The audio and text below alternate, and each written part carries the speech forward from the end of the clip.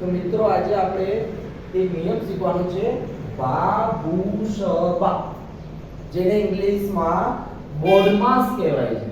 Means ભાગાકાર, ગુણાકાર, સરવાળો, બાદબાકી.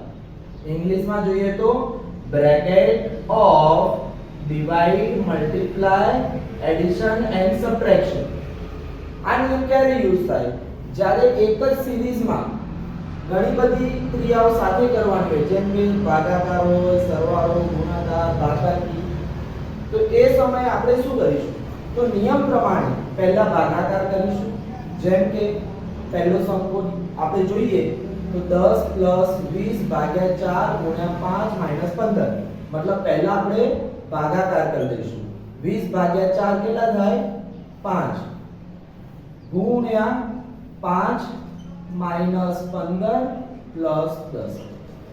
હવે ગુણાકાર 5 × 5 = 25, 10 + -15. હવે સરવાળા બાદબાકીની ક્રિયામાં કેવું હોય? પહેલા જે ક્રિયા આપી હોય એ કરી દેવાની. પહેલા સરવાળો હોય તો સરવાળો કરી દેવાનો, બાદબાકી હોય તો બાદબાકી.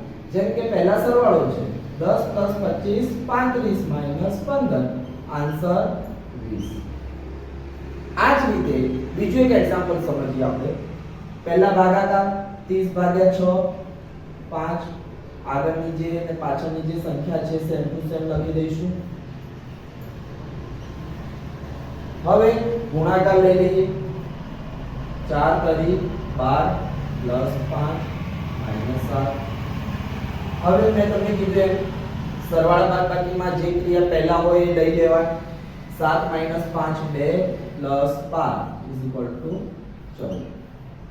આ જ રીતે મિત્રો એક છેલ્લો એક એક્ઝામ્પલ છે જે તમારે જાતે કરવાનું રહેશે અને મને કોમેન્ટ બોક્સમાં જણાવો.